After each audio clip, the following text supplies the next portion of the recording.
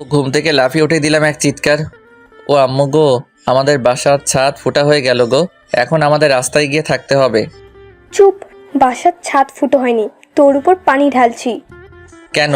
আমি তোমার কোন পাকা ধানে মই দিছি যে তুমি এত সকাল সকাল আমাকে ঘুম থেকে তুলছো? ঘড়ির দিকে তাকিয়ে দেখ তো কয়টা বাজে। তুমি আমাকে এই কথা বলার জন্য ঘুম থেকে তুললে? শয়তান ছেলে, কাল যে এসে বললি আমাকে আজ তোর অফিসে মিটিং থাকায় 9টা বাজে যেতে হবে, তা সেই খেয়াল আছে তোর? ঘড়িতে তাকিয়ে দেখ, 9টা 20 বাজে। কি 9টা 20? OMG, তুমি আমাকে আরো আগে কেন ডাকোনি? মানে আমার গুলু মুলু আম্মুটা রাগ করে না? আমি এখনই রেডি হচ্ছি বলেই ওয়াশরুমে ঢুকে গেলাম ফ্রেশ হতে। চলুন এবার পরিচয়টা বলি। এতক্ষণ যাকে ঘুম থেকে তুলতে বিশ্বযুদ্ধ হলো, ইনি হলেন গল্পের নায়ক তথা আমি নিজেই। আর আমার নাম হলো ফারহান আহমেদ শুভ। সবাই শুভ নামেই ডাকে। আমি দেখতে মাশাল্লাহ, গায়ের রং ফর্সা, আর খালুর ডিজাইন কোম্পানিতে জব করি। আব্বুর নাম দেলোয়ার, মায়ের নাম সাজেদা বেগম, গৃহিণী। চলুন গল্পে ফেরা যাক। ওয়াশরুমে থেকে রেডি হয়ে বাইরে এসে আম্মুকে বললাম, আম্মু আমি চললাম। নাস্তা করে যাবি না? এখন নাস্তা করতে বসলে হয়তো জবটাই হারাতে হবে, তার থেকে ভালো আমি অফিস রুম থেকে বসেই পিয়নকে ডেকে কিছু কিনে খাবো। তারপর আমি হাঁটা দিলাম বাসা থেকে। কিছু দূর এসে রিকশায় চেপে বসলাম। এমনিতে প্রতিদিন হেঁটেই যাই, আজ লেট হওয়ায় রিকশা নিয়ে নেই। রিকশা থেকে নেমে অফিসের নিচে এসে ঘড়ির দিকে তাকিয়ে দেখি 10টার বেশি বেজে গেছে। মাথার ভিতরে একটা চিন্তা শুরু হলো। গতকালকে স্যার সবাইকে বলেছিল আজকে নাকি সে ডিজাইন দিবে, অফিসের নতুন বস নির্বাচন করে। আমি হব না এটা আমি নিশ্চিতভাবে জানি, কিন্তু কে এই নতুন বস এগুলো ভালোভাবে ভেবেই ভিতরে ঢুকলাম। আমি ভিতরে ঢুকে চারদিকে একবার নজর দিলাম, দেখলাম সবাই কাজ নিয়ে বিজি। তাই সোজা আমার কেবিনে চলে এলাম। কাজ করতে থাকলাম অফিসের। ল্যাপটপ নিয়ে যেই বসবো তখন আসিফ ভাই এসে বলল, শুভ ভাই, আপনাকে বস্তার রুমে ডাকছেন। আমি আর আসিফ ভাই একই ডিপার্টমেন্টের। আসিফ ভাইয়ের কথায় বুঝতে পারলাম কিছু একটা হতে যাচ্ছে। আচ্ছা, নতুন বসটাকে? তুমি গিয়ে নিজে দেখে নাও। আসিফ ভাই তারপর আমার কেবিনে থেকে চলে গেল তার কেবিনে। তাই আমিও আর দেরি না করে সোজা চলে গেলাম বসের কেবিনে। কিন্তু কেবিনে ঢুকে দেখি বস অন্যদিক হয়ে ফাইল দেখছেন। তাই আমি বললাম, বস আমাকে কি আপনি ডাকছেন? আমার এই কথায় বস চেয়ারটা আমার দিক করে বসলো। আমি তো অবাক, কারণ আমাদের বস তো একজন মেয়ে, আর মেয়েটা অন্য কেউ না, সে হলো আমার জুনিয়র খালাতো বোন উমা। তাই আমি তার অনুমতি না নিয়ে চেয়ারে বসে পড়লাম। আমার বসা দেখে উমা দাঁড়িয়ে পড়ল। তাই আমি বললাম, আরে বসো তো, বড়দের এত সম্মান করস? এটা কি নিজের বাসা পেয়েছেন নাকি? কি যাতা বলছিস উমা? কয়েক মাস ধরে জব করছেন যে আদব কায়দা হয়নি? এটা অফিস। একে তো দেরি করে অফিসে ঢুকলেন, আবার বেয়াদবের মতো দরজায় নক না করে ঢুকে পড়লেন, তার উপর অনুমতি ছাড়া চেয়ারে বসে পড়লেন। আর আমার নাম মিস উমা চৌধুরী। কিন্তু আমি তো খালু থাকলে একই কাজ করি। মিস্টার শুভ, সেটা আপনার আর তার ব্যাপার। এখন যেহেতু অফিসটা আমার, সো এখন থেকে আমি যা বলবো তাই করতে হবে। চেষ্টা করবো উমা। উমা নয়, ম্যাম হই আপনার। আর শোনেন, অফিসের পর থেকে দেরি হলে আপনাকে আর আমার অফিসের দরকার পড়বে না, সেটা মাথায় ভালো করে ঢুকিয়ে নিয়েন। আমি লেট করব কি করব না সেটা আমার ব্যাপার, আপনার যা খুশি করতে পারেন। আমার এ কথায় উমা আমার দিকে এগিয়ে এসে দাঁড়িয়ে বলল, শোনেন মিস্টার শুভ, এই নিয়মটা শুধু আপনার নয়, অফিসে থাকা সকল কর্মজীবীদের জন্য। তারা পারলে আপনি কেন পারবেন না শুনি? সেই কৈফিয়ত আপনাকে দেওয়ার প্রয়োজন বোধ করি না আমি। ডিসগাস্টিং। এই কথা শুনে আমি চলে যেতে লাগলে উমা বলে ওঠে, আপনাকে কি আমি যেতে বলেছি যে আপনি চলে যাচ্ছেন আমার কথা না শুনে? রাখুন আপনার কথা। বলেই কাচের দরজাটা টেনে চলে এলাম নিজের চেম্বারের রুমে। কম্পিউটারের সামনে মাথায় হাত দিয়ে বসে পড়লাম। তাই দেখে আসিফ ভাই বললেন, ভাই কি হয়েছে আপনার, কোনো সমস্যা? ভাই বস তো অনেক রাগী তো। কেন, কি হয়েছে ভাই? আর ভাই বললেন না, একটু দেরি হওয়ায় হাজারো কথা শুনতে হয়েছে আমাকে। আবার চাকরিটা নিয়েও টানাটানি করছে সে। ও এই ব্যাপার, তোমরা তো খালাতো ভাই বোন। কিন্তু অফিসে নয়। মানে একটু ক্লিয়ারলি বলো। তারপর আমি আসিফ ভাইকে ভিতরে আমার সাথে যা যা হয়েছে সমস্ত কথা বললাম। আসিফ ভাই শুনে একটু হেসে বলল, ভাই তিনি সবার সাথে ভালো ব্যবহার করেছেন, সে ওয়ায়ে আপকে বিনা। সো সামনে আরো বিপদের মুখোমুখি হতে হবে, বোঝাই যাচ্ছে। রেডি থাকেন কেমন? ভাই বুঝি না আমি, আমার সাথেই বা এত করা। যদি এমন ব্যবহার পাই তাহলে আমি নিজেই চলে যাব অফিস ছেড়ে। তারপরও আমি কারোর নিয়মে আবদ্ধ হতে পারবো না। ভাই আমার মনে হয় আপনি আর ম্যামের কিছু একটা ছিল, যদি বলেন তো। ছিল, কিন্তু সেটা একটা লম্বা কেস। আর সেটা কলেজ টাইমে হয়। বলুন তো ভাই তাহলে। অন্য এক সময় বলি ভাই। ভাই এখন শোনার জন্য ইন্টারেস্ট আমি, পরে হয়তো কাজও থাকতে পারে। আসিফ ভাইয়ের কথা শেষ হলে শাকচুনি ম্যামটা হাজির হয়ে বলতে লাগলো, এটি কি অফিস নাকি গল্পের কারিগরি জায়গা? Sorry ma'am. আর আপনি তো মনে হয় সরি বলাটাও শেখেননি, তাই না? আমি কাউকে সরি টরি বলি না। ভুল করবেন আবার সরি বলতেও পারবেন না আপনি। ভাই সরি বলে দিন। ভুল করলে তো সরি বলবো। অফিসের টাইমে কাজ না করে দুজন গল্প করছেন, সেটা কি ভুল নয়? কাজ শেষ করে কথা বলছি। ও তাহলে কাজ শেষ আপনার? জি ম্যাম। তারপরে উমা তার রুমে গিয়ে একটু পর আবারও বের হয়ে এসে আমাকে একটা ফাইল ধরিয়ে দিয়ে বলল, এটা নতুন প্রজেক্টের ফাইল, সবকিছু ঠিকঠাক করে 2 দিনের মধ্যে জমা দিবেন আমার কাছে। শুনেন ম্যাম, আমি কারো ধরা টাইমলি কাজ করি না। ধরা টাইমলি যদি দেন তাহলে আমি পারবো না প্রজেক্ট কমপ্লিট করতে। উমা আমার কথা একটা নিঃশ্বাস ছেড়ে বলল, ওকে, কিন্তু আমি এই ফাইলটা একটু তাড়াতাড়ি দিয়েন। ওকে, আই উইল ট্রাই। উমা চলে গিয়েও আবার ফিরে এসে, আর হ্যাঁ, মিস্টার শুভ আর মিস্টার আসিফ। তারপর উমা যা বলল তখন সেই কথাটা আমি কেন আসিফ ভাইও শোনার জন্য প্রস্তুত ছিলেন না। আপনাদের দুজনকে আজকে ডিনারে আব্বু বাসায় আসতে বলেছেন। আসিফ ভাইও তার কাজে মনোযোগ দিল, তাই আমি বসেরা থেকে ফাইলটার পৃষ্ঠা উল্টাতে লাগলাম। ফাইলটা এদিক সেদিক করতেই লাঞ্চ টাইম হয়ে গেল, তাই ফাইলটা বন্ধ করে রেখে আমি আর আসিফ ভাই চলে গেলাম রেস্টুরেন্টের ভিতরে গিয়ে বসে পড়লাম। আচ্ছা ভাই, কি অর্ডার দিব? পিৎজা অর্ডার করি? ভাই সকাল থেকে ম্যামের বকা ছাড়া কিছু খাওয়া হয়নি, আপনি আমার জন্য পিৎজা অর্ডার করেন, আমি না হয় বিরিয়ানি অর্ডার করি। সকাল ধরে কিছু খাননি? আগে বলেননি কেন? আগে বললে পিয়ানরে টাকা দিয়ে কিছু খাইতেন। তখন ক্ষুধা লাগছিল, সেটা অনুভব হয়নি, কারণ ম্যামের বকাতে পেট ভরে গেছিল। আসিফ ভাই আর তখন কিছু বলল না। একজন এসে আমাদের দুজনের অর্ডার নিয়ে গেল এবং কিছু সময় পর অর্ডার দুটো দিয়েও গেল। রেস্টুরেন্ট থেকে লাঞ্চ করে দুজন মিলে আবার চলে গেলাম অফিসে। আসিফ ভাই একবার ঘড়ির দিকে তাকিয়ে বলতে লাগলো, শুভ ভাই, এখনো 15 মিনিটের ব্রেক আছে, এর মধ্যে আপনার আর ম্যামের কাহিনীটা বলে ফেলেন তো। তাহলে শুনুন। বলেই চলে এলাম কয়েক বছর পূর্বের সময়। কলেজ করে বাসায় ফেরার পথে উমা আমার রাস্তা আটকালো তার সাইকেল নিয়ে। আমার ওখান থেকে কলেজ কাছে থাকে, হেঁটে যাওয়া আসা করতাম কলেজে। ওই তুই আমার পথ আটকালি কেন? তোমায় একটা কথা বলবো বলেই পথ আটকিয়েছি তোমার। কি বলবি তাড়াতাড়ি করে বল, বাসায় ফিরতে হবে। আর আমাকে তুমি করে কেন বলতেছস? আমি তোর বড় ভাই হই। ভালোবাসার মানুষকে কি কেউ আপনি করে বলে? ওয়েট, কে তোকে ভালোবাসে? কেন তুমি? শোন উমা, আমি তোর খালাতো ভাই হই। তো কি হয়েছে? এই খালাতো বন্ধু দেখি কোনোভাবেই কিছু হচ্ছে না। আর আমি একজন আগে থেকে ভালোবাসি, এরপরেও যদি আমায় ভালোবাসিস সেটা তোর ব্যাপার। আমার কথায় উমা সাইকেলের উপরে বসে মাথা নিচু করে রইল, কিন্তু কোনো জবাব এলো না। আর হ্যাঁ, পরবর্তীতে দেখা হলে তুমি করে না আপনি করেই ডাকবি। আমি চললাম। তারপর আমি বাসায় চলে আসি। এরপরের দিন থেকে উমাকে আর কখনো দেখতে পাইনি।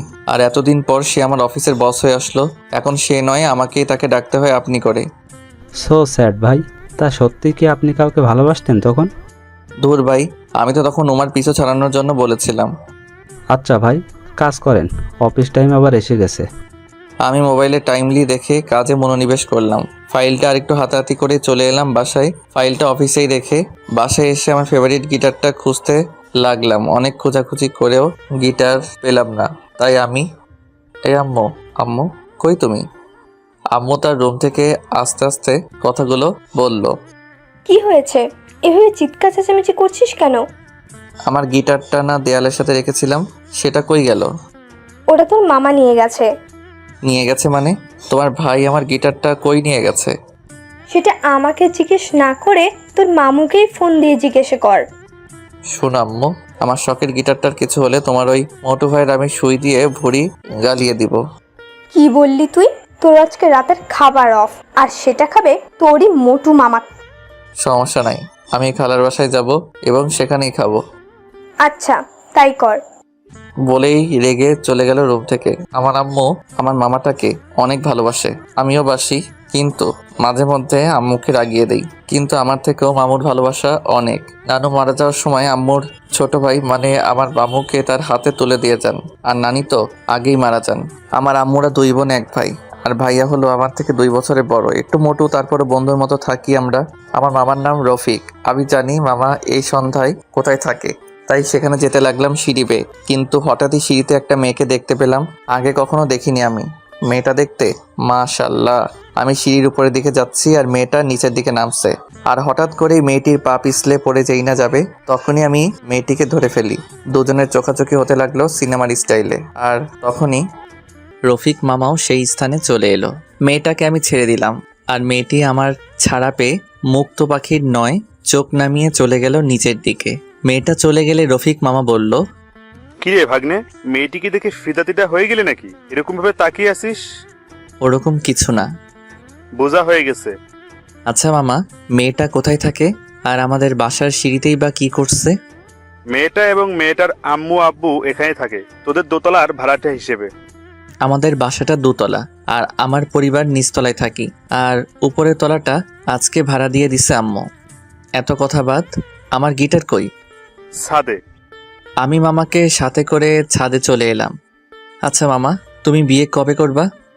তোর বিয়ে খেয়ে তারপর। যদি আমাদের ভাড়াটিয়া মেয়েটাকে বিয়ে করি কেমন হবে? আচ্ছা, তোর আম্মুরে আজকেই বলে দিচ্ছি যে তুই এই মেয়েকে পছন্দ করছিস এবং বিয়ে করতে চাস। ধুর মামা, কথার কথা শুধু বললাম। তারপর আমি আর মামা কিছু সময় ছাদে আড্ডা দিয়ে চলে এলাম রুমে। রুমে এসে একটা সুন্দর দেখে শার্ট প্যান্ট পরে রওনা হলাম খালার বাড়ি যাওয়ার জন্য। সন্ধ্যা, তাই হেঁটে না গিয়ে একটা রিক্সা নিলাম। মাঝ রাস্তায় রিক্সাটা একটু দাঁড় করালাম শোমার জন্য, কিছু নেওয়ার জন্য। খালুদের বাসার কাছে এসে নেমে পড়ি রিক্সা থেকে। রিক্সাওয়ালা মামুর ভাড়াটা মিটিয়ে খালুদের বাসার কলিং বেল চাপলাম। আর একটু পর উমার ছোট বোন সোমা এসে দরজাটা খুলল।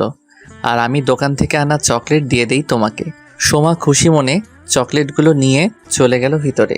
আমি দরজাটা লাগিয়ে ভিতরে ঢুকে পড়ি। ভিতরে গিয়ে দেখি আসিফ ভাই আর খালু কি যেন কথাবার্তা বলছে, তাই আমি সালাম দিলাম। আসসালামু আলাইকুম। ওয়ালাইকুম সালাম। দাঁড়িয়ে কেন? বসো। আমি আসিফ ভাইয়ের পাশেই বসলাম। আসিফ ভাই ফিসফিস করে বলল, শুভ ভাই, এখানেও দেরি? রাস্তা একটু দেরি হয়ে গেছে। এর মধ্যে খালু জোরে আওয়াজ করে সোমাকে ডাক দিল। সোমা খালুর কাছে এলে খালু বলল, সোমা, ওমাকে ডেকে আনো তো আম্মু।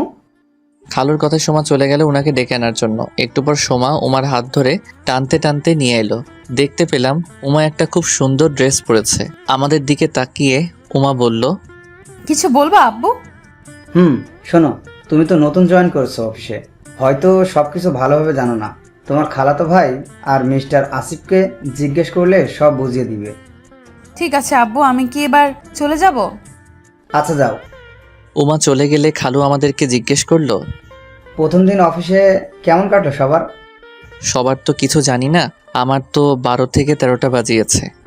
আমি এগুলো বিড়বিড় করে বলছি, তাই আসিফ ভাই আমাকে একটা আস্তে করে ধাক্কা দিল তার হাতের বাহু দিয়ে। কি বললা শুভ? আমি তো বুঝতে পারিনি। আমার বোন অনেক ভালো সামলাতে পারে অফিস, তাই বললাম। তাহলে ভালোই, আমার আর চিন্তা থাকলো না। এর মধ্যে খালুদের কাজের মেয়েটি এসে বলল, খাওয়ান দাওয়ান বেক রেডি। কাজের মেয়েটি বলেই চলে গেল। চলো ডিনার করা যাক। তারপর সকলেই চলে গেলাম খেতে ডাইনিং টেবিলে। খাওয়া দাওয়া শেষ হলে খালুর থেকে বিদায় নিয়ে চলে আসলাম বাসায়। বাসায় এসে ঘুমিয়েও পড়লাম। সকাল 7:30টায় ঘুম ভাঙলে চলে যাই অফিসে। অফিসে পৌঁছে মোবাইলে দেখি 9টার কাছাকাছি।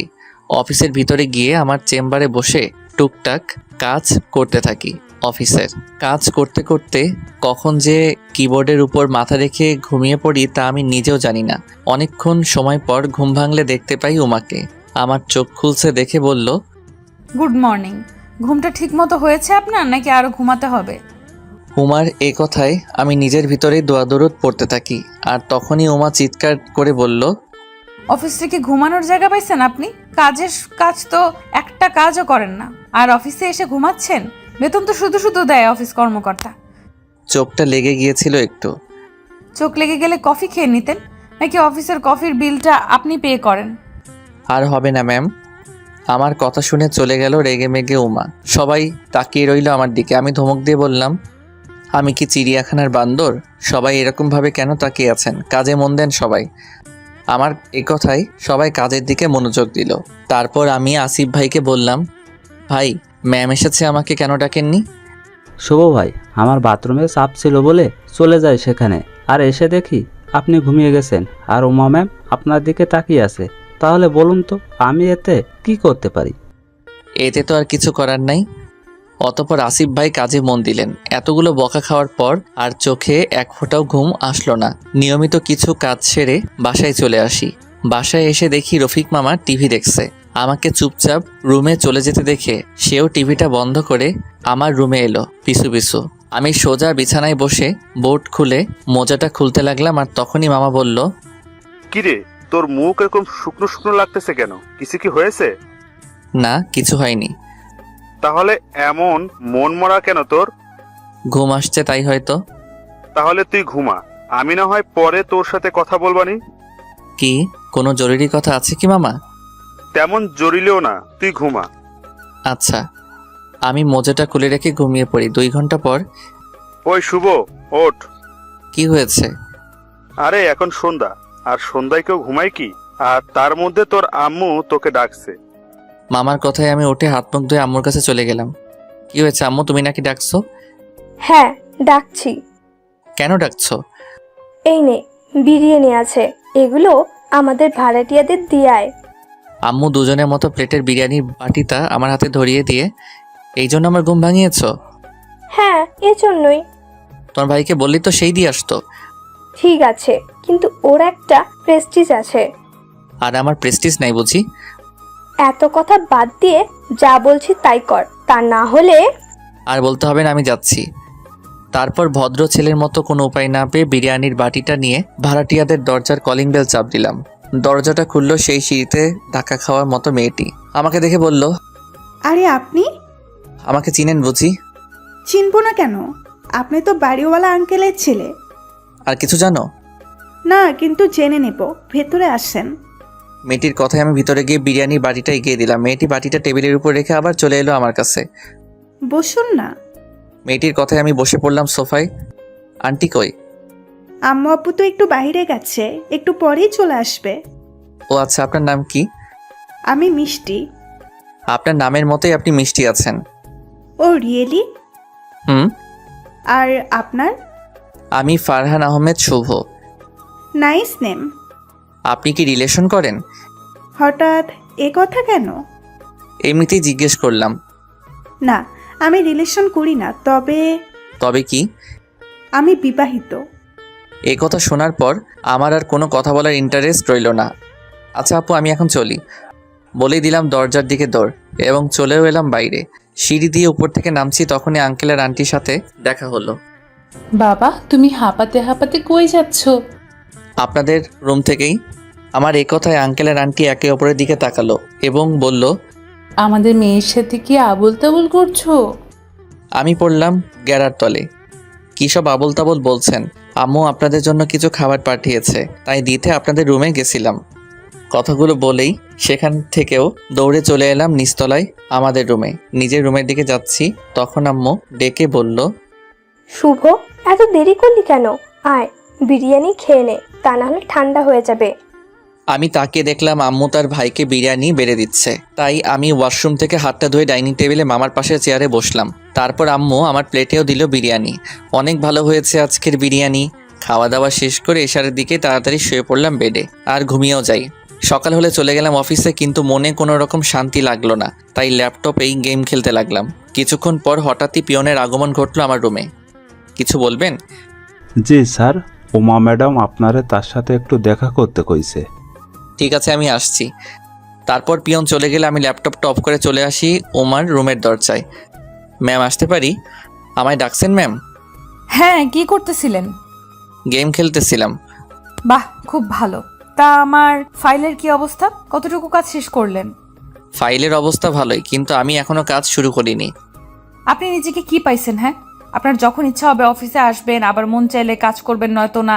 আমি আপনাকে নিয়ে আর পারতেছি না, আপনাকে আমি ফায়ার করছি। উমা তার চেয়ার থেকে উঠে কথাগুলো বলল। উমা আমার টেবিলের উপর একটা ফাইল রেখে, ফাইলটা হয়তো আমারই, তাই আমি বললাম 5 মিনিট। বলেই উমার রুম থেকে বেরিয়ে মিষ্টির দোকানে গিয়ে 2 কেজি টাঙ্গাইলের মিষ্টি কিনে আবার অফিসে চলে গেলাম এবং একটা প্যাকেট খুলে অফিসের সবাইকে মিষ্টি খাওয়াতে লাগলাম। অনেকে জিজ্ঞেস করলো কিসের জন্য মিষ্টি। আমি তাদের উত্তরে বললাম কিছুক্ষণ পর দেখতে পাবেন, আর বাকি থাকা প্যাকেটটা নিয়ে উমার রুমে ঢুকলাম। কোথায় গিয়েছিলেন? আমি মিষ্টির প্যাকেটটা তার টেবিলের উপর রেখে, আপনার জন্য। ও, মিষ্টি দিয়ে আমাকে ভোলাতে চাইছেন তাই না, যেন আপনাকে ফায়ার না করি? আমি আমার ফাইলটা হাতে নিয়ে বলি, কি বলছিস সোমা? আমি তো নিজেই নিজেকে ফায়ার করলাম। আমার একটা ইচ্ছে ছিল, যেদিন আমি কোনোভাবে ফায়ার হব অফিস থেকে, তখন সবাইকে মিষ্টিমুখ করিয়েই ফায়ার হব। আচ্ছা ভালো থাকিস, আমি গেলাম বলেই উমার রুম থেকে বের হলাম। আমি একবার পিছন ফিরে তাকিয়ে দেখি উমা মাথা নিচু করে চোখের পানি মুছছে। আবার সামনের দিকে তাকিয়ে চলতে লাগলাম। অফিসের সকলেই আমাকে নিজের কাগজগুলি নিয়ে যেতে দেখে দাঁড়িয়ে গেল এবং চেয়ে থাকলো আমার দিকে। আমিও সবার দিকে একবার তাকিয়েই বের হয়ে আসলাম অফিস থেকে। আরও 1 কেজি মিষ্টি নিয়ে বাসায় রিক্সা করে চলে এলাম। আমাকে মিষ্টি আনতে দেখে আম্মু বলল, প্রমোশন হয়েছে বুঝি, তার জন্য মিষ্টি আনছিস?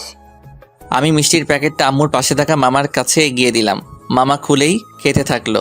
মোটা মানুষের যা অভ্যাস আর কি। একদমই। আমি আর অফিসে যাচ্ছি না, এটাই আমার প্রমোশন। আমার এ কথায় মামার মুখ থেকে একটা মিষ্টি পড়ে গেল নিচে। মানে কি? কেন ভালো একটা জব ছাড়লি? তোর আপু জানলে কি বলবে?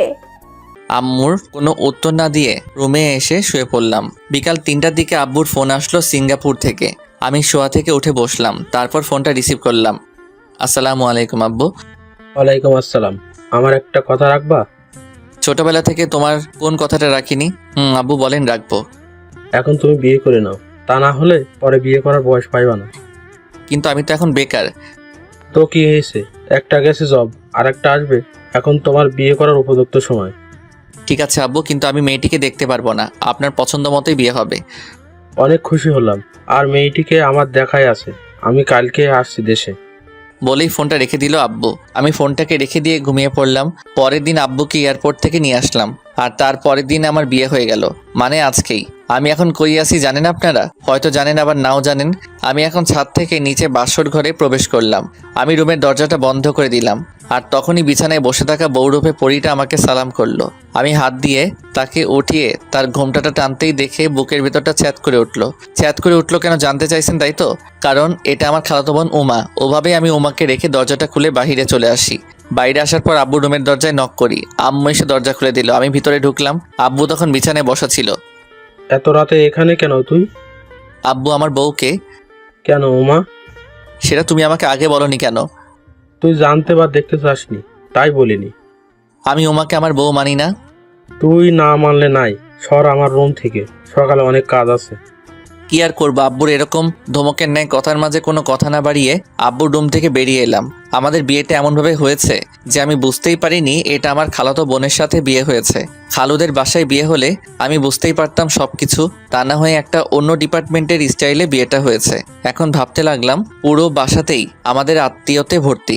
মিষ্টি আপুদের বাসায়ও কয়েকটা রুমে মেহমানে ভরপুর, এমনকি আমাদের ছাদেও। তাই কোনো উপায় না পেয়ে আমি আমার রুমের দিকে পা বাড়ালাম। আমার রুমের কাছে আসতে আরেকটা বিপদ এসে পড়লো আমার চোখের সামনে। উমার ছোট বোন সোমা দরজাটা ঠিক বরাবর দাঁড়িয়ে আছে হাত পেতে। দোলা ভাই টাকা দেন।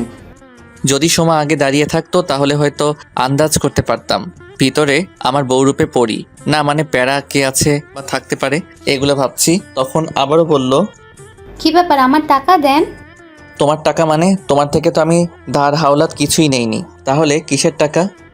বারে পুরো বাসর ঘরের সবকিছু ফুল তো আমি নিজে হাতে সাজিয়েছি, তা টাকা নেব না? এমনি এমনি ভিতরে ঢুকতে দেব না। সত্যি কথা, অনেক সুন্দর হয়েছে সাজানো। আমি একবার তো ভিতরে গেছিলাম, আর যদি না দিই? তাহলে ভিতরে ঢুকতে দেব না। আচ্ছা না দিলা, আমার ভিতরে যাওয়ারও কোনো ইচ্ছে নেই। আর তখনই দরজাটা খুলে উমা বলতে লাগলো, কি ব্যাপার সোমা, তুই এখানে কি করছিস? দেখ না বুবু, তোর জামাই আমার দাবি কিছু টাকা মানছে না। কত টাকা? 10,000 টাকা। সোমার কথায় উমা ভিতরে গিয়ে টাকাগুলো নিয়ে এসে দেখলো সোমা নেই। তাই আমাকে বলতে লাগলো, আমার বোন সোমা কই? তুই চলে যাওয়ার পর আমি ওর পাওনার টাকাটা দিয়ে দিয়েছি। তারপর আর কোনো কথা না বাড়িয়ে উমা ভিতরে চলে গেল। আমি এবার ভাবলাম বিয়ে যখন হয়ে গেছে এখন আর কি করার, আল্লাহ পাক যা করেন ভালোর জন্যই করেন। এর মধ্যে উমা টাকাগুলো তার ব্যাগে রেখে বলল, ভেতরে আসবা নাকি দরজাটা বন্ধ করে দিমু? উমার কথায় ঘোর কাটলো। তখন ভিতরে এসে আমি নিজেই দরজাটা বন্ধ করে দেই। তারপর দেখতে পাই উমা তার সুটকেস থেকে কাপড় নিয়ে বাথরুমে চলে গেল। আমি চারপাশে সাজানো ফুল থেকে কয়েকটা ফুল কালারের ফুল হাতে নিয়ে ভাবতে লাগলাম, আচ্ছা আমি যদি উমাকে প্রপোজ করি তাহলে কেমন হয়। এগুলো নিয়ে ভাবছি, তখন উমা বাথরুম থেকে হলুদ একটা শাড়ি পরে বের হলো। আমি দেখেই ফিদা হয়ে গেলাম এমন রূপে উমাকে। একদমই হলুদ পরীর মতো লাগছে উমাকে। চোখ সরানো দায় হয়ে দাঁড়ালো আমার। তখন উমা বলল, এমন করে তাকিয়েও না শুভ, লজ্জায় মরে যাবো তো এক্ষুনি। আমি আস্তে আস্তে ওর সামনে দাঁড়িয়ে বলতে থাকি, আমি তোমায় ভালোবাসি উমা। সবাই তো লাল গোলাপ দিয়ে ভালোবাসার কথা বলে, কিন্তু আমি তোমায় লাল গোলাপ না সাদা গোলাপটা দিতে চাই। উমার হাতে ফুলটা দিয়ে তারপর দেখলাম উমার চোখ দুটো আমার দিকে এক দৃষ্টিতে তাকিয়ে আছে, আর মুখে একটু একটু করে হাসি ফুটে উঠেছে। তারপরও বলতে থাকি, সাদা শুভ্রতার রং, আমাদের সম্পর্কটা শুরু হোক শুভ্রতা দিয়ে। তারপর কমলা ফুলটা উমার হাতে দিয়ে বলতে থাকি, কমলা পাগলামি আমাদের সম্পর্কে, পাগলামিটা অটুট থাকুক। তারপর একটা ফুল, হলুদ ফুলটা উমার হাতে দিয়ে বলতে থাকি, হলুদ রংটা কিন্তু সবার আগে চোখে পড়ে, জানো তো? যেমন করে আজকে তুমি হলুদ শাড়ি পরেছো আর আমাকে নিজের করে নিয়েছো, আর এখন শুধু আমার চোখ তোমার দিকে আটকে আছে। তারপর লাস্ট ফুল লাল ফুলটা উমার হাতে দিয়ে বলতে থাকি, লাল গোলাপ, এটা হচ্ছে আমার ভালোবাসার রং। আমি তোমায় কতটা ভালোবাসি সেটা বোঝানোর জন্য। আমার এতগুলো কথা বলার পর উমা বলে উঠল, থাকবে আমার সাথে সারা জীবন? যদি আল্লাহ তাআলা চান তো। তারপর উমাকে আমি নিজের কোলে করে বিছানায় নিয়ে গেলাম। তারপরে সিনটা না হয় নাইবা বললাম, যদি বলি তো সবাই অসভ্য ভাববে, আর গোপন বিষয় না বলাটাই উত্তম। আপনারা কি বলেন? বাসরাতে যা যা করতে হয় সব কিছু করে ফেলি। উমা ক্লান্ত হয়ে আমার বুকে তার মাথাটা রাখলো। আমি উমার মাথার চুল হাত দিয়ে খেলা করতে করতে উমাকে জিজ্ঞেস করি, তুমি যে আমায় ভালোবাসো সেটা তোমার আর আমার ফ্যামিলি কিভাবে জানতে পারলো? না মানে এটা আমার শুধু জানার ইচ্ছে নয়, আমাদের গল্পটা যারা পড়ছেন 500+ লোক জানতে ইচ্ছুক। আচ্ছা শোনো তাহলে, তুমি যেদিন অফিস থেকে চলে গেলে তখনই আমি কান্না করতে থাকি, আর আধা ঘন্টা পর আমার আব্বু আমাকে সারপ্রাইজ দেওয়ার জন্য চুপি চুপি আমার কেবিনে আসে, কিন্তু ভেতরে এসে তিনিই সারপ্রাইজ হয়ে যায়। আর তখনও আমি কান্না করতেছিলাম। আমার আব্বু আমার কান্না একদমই সহ্য করতে পারেন না, তাই তিনি আস্তে আস্তে করে বলতে থাকে, কি রে মা, তুই কাঁদছিস কেন? তোর কি হয়েছে? আমি ভাবতেই পারিনি আব্বু এভাবে অফিসে আসবে এবং আমার কেবিনে চুপি চুপি আসবে, তাই তাড়াতাড়ি করে চোখের পানি মুছে নিয়ে বলতে থাকি, কই না তো আব্বু, কিছু হয়নি।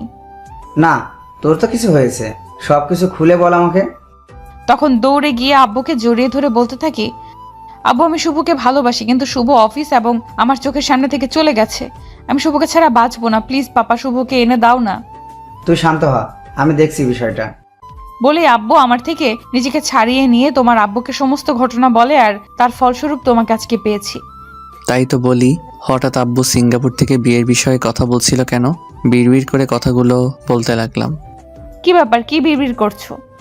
তেমন কিছু না। আচ্ছা অনেক রাত হয়েছে, ঘুমাও।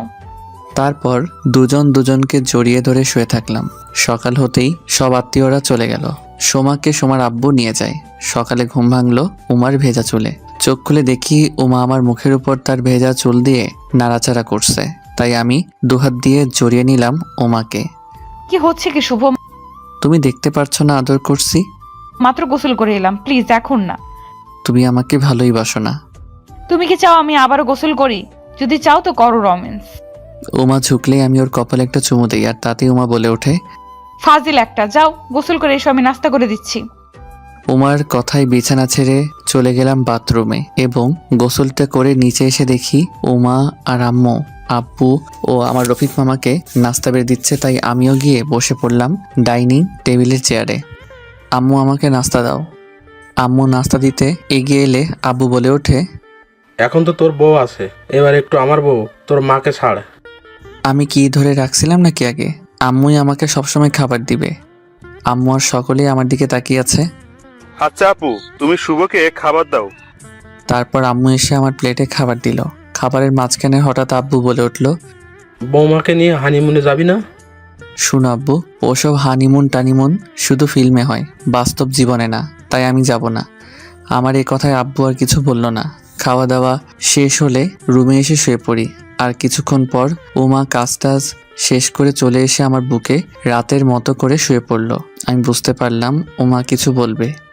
তুমি কি কিছু বলবা? তোমার নাম কিন্তু অফিসের খাতা থেকে বাদ দেইনি, তুমি চাইলে অফিস করতে পারো, না করলেও কোনো সমস্যা নেই। আচ্ছা, ভেবে দেখব।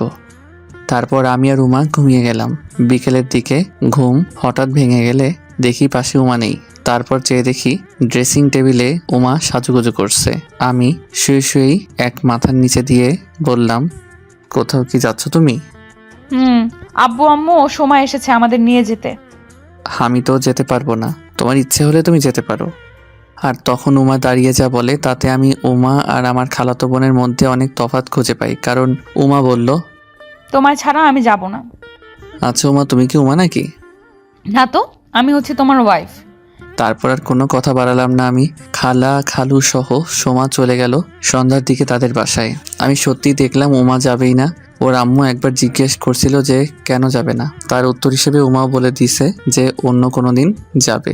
সেদিন ওভাবে কেটে গেলে পরের দিনই তাড়াতাড়ি ঘুম থেকে উমাকে না জাগিয়ে দিয়েই অফিসে চলে গেলাম। জাগালের অফিসে যেতে দিত না পাগলিটা। হেঁটে হেঁটে অফিসে চলে এলাম। অফিসে গিয়ে সোজা আমার কক্ষে চলে গেলাম। অফিসের লোকেরাও কানাকানি করলো যে বিয়ের একদিন পরেই স্যার বাসা ছেড়ে অফিসে চলে এসেছে। কয়েকজনেরা তো এটাও বলে যে হয়তো ম্যাম তাকে খুব করে জ্বালাতন করছে 2 দিনে, তাই বাধ্য হয়ে অফিসেই চলে এসেছে। আমি তাদের কথায় কান্না দিয়ে আমার সেই আগের ফাইলটা কমপ্লিট করতে লাগলাম। ফাইলটা আমার টেবিলেই ছিল। এর মধ্যে আসিফ ভাই চলে এলো। তার সিটে বসে আমাকে দেখে বলতে লাগলো, কি ব্যাপার শুভ সাহেব, কেমন কাটলো বিয়ের দিন? ওই মিয়া, আমাকে সাহেব বলেন কেন? আরে ভাই চেতেন কেন? ম্যামের বাবা পটল তুললে তো, এরপর আপনিই তো সাহেব হবেন। পটল কি? আরে ভাই সেটাও বুঝেন না? পটল হলো ওপরের টিকিট। সেটা পরের কথা। আর বিয়ের দিন খুব ভালো কাটছিল, যা বলে বোঝাতে পারবো না। আচ্ছা তাহলে তো খুবই ভালো। আগের সেই ফাইলটা নাকি এটা? হ্যাঁ আসিফ ভাই। ওকে, কাজে তাহলে আর ডিস্টার্ব করব না, আপনি করুন কাজ। তারপর আমি কাজে মনোযোগ দিলাম। সেদিন 5 ভাগের 1 ভাগ ফাইলটার কাজ সেরে বাসায় নিয়ে এলাম সাথে করে।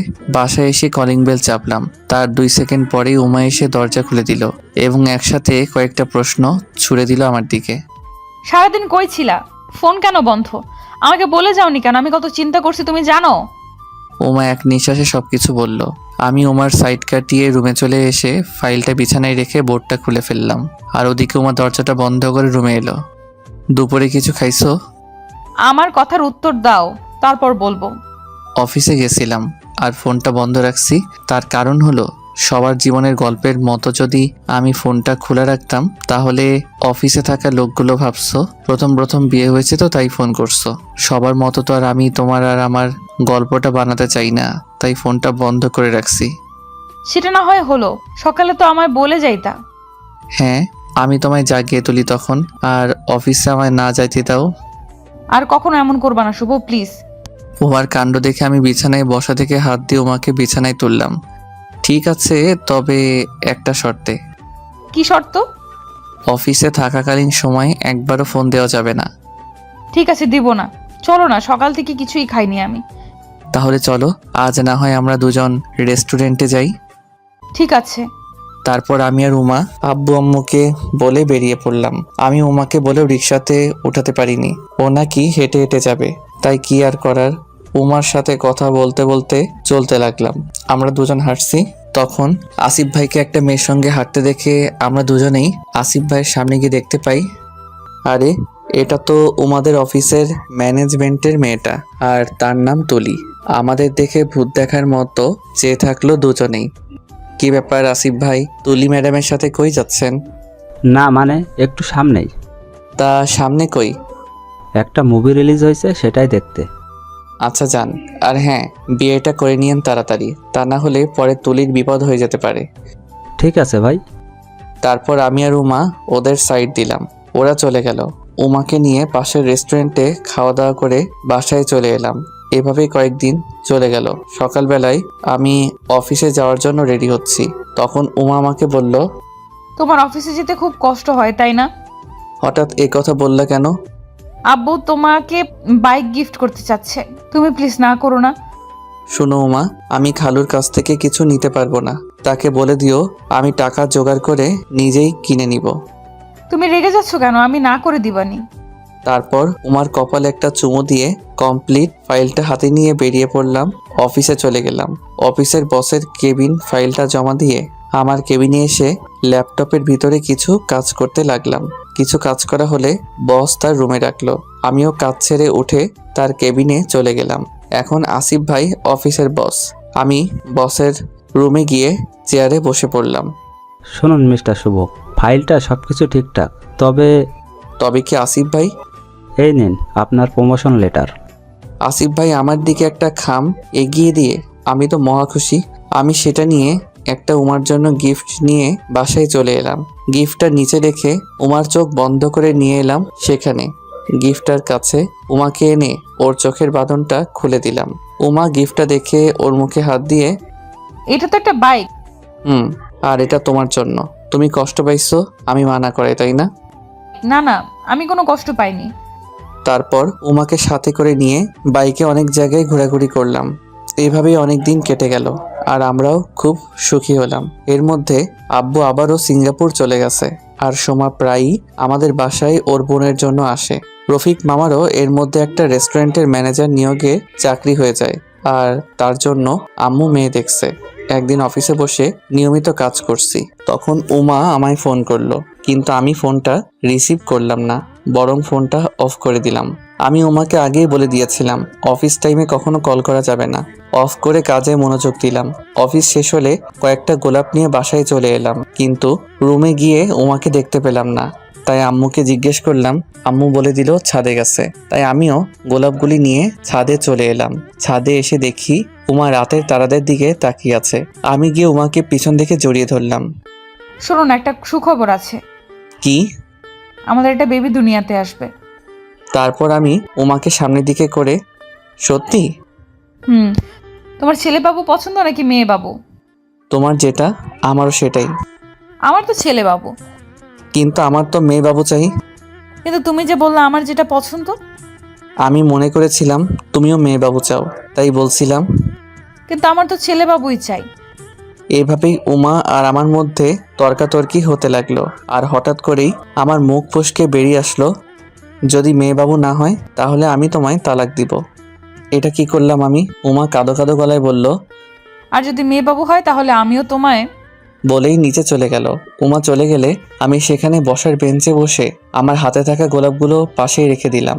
আর অন্যদিকে উমা গিয়ে আম্মুকে সব বলল। উমা সবকিছু বলে তার রুমে চলে গেল এবং আম্মু আমার কাছে চলে গেল। আমি আম্মুকে দেখে উঠে সরে পড়লাম আর আম্মু বেঞ্চটায় বসে পড়ে বলতে লাগলো, তুই উমার সাথে এটা একদমই ঠিক করলি না। মেয়েটা অনেক কষ্ট পেয়েছে। শোন, ছেলে বা মেয়ে হওয়াটা বড় বিষয় না, বড় বিষয় হচ্ছে তোদের সন্তান যেন দুনিয়াতে ভালোভাবে সুস্থভাবে আসুক, এটাই উপরওয়ালার কাছে কামনা কর। আমি আম্মুর কথাগুলো খুব মনোযোগ দিয়ে শুনলাম এবং আম্মুর কথাগুলো কলিজায় এঁকে গেল। এটা তুচ্ছ কথা একদমই নয়, এটাই হচ্ছে সবচেয়ে সেরা কথা। জি আম্মু। আর হ্যাঁ, ভুলটা যখন তুই আগে করেছিস তাই উমার কাছে গিয়ে সরি বল। আমি আম্মুর কথা মতো যেতে লাগলাম। তখন আম্মু ডাক দিয়ে, এটা উমার জন্য এনেছিলি তাই না? আম্মু। তারপর আমি আম্মুর হাত থেকে ফুলগুলো নিয়ে নিচে রুমে চলে গেলাম। রুমে এসে দেখি উমা বিছানায় জড়সড় হয়ে কাঁদছে। আমাকে দেখে উমা তার হাত দিয়ে চোখগুলো মুছছে। আমি উমার কাছে গিয়ে, শুনো না, আই এম সরি প্লিজ। কিন্তু উমা কোনো কথা বলল না, আবারও উল্টো দিকে বসলো। আমি বিছানায় উঠে ওর মুখটা দুহাত দিয়ে ধরে দেখি চোখগুলো লাল টমেটোর মতো লাল হয়ে গেছে। আল্লাহ আমাদের ছেলে বা মেয়ে সন্তান দেয়, আমরা একজনকে না চেয়ে চাইব আল্লাহ তাআলা যেন আমাদের সন্তানটাকে সুস্থভাবে দুনিয়াতে আনেন, চাই সেটা ছেলে বা মেয়ে হোক না কেন। সত্যি। সত্যি। এরপর এভাবেই আমাদের জীবন কাটতে লাগলো আর আমাদের টুইন বেবি হলো, তাও যমজ, একজন ছেলে আর একজন মেয়ে। আমাদের পরিবার আর আমরাও অনেক হ্যাপি হলাম। দোয়া করবেন আমাদের জন্য।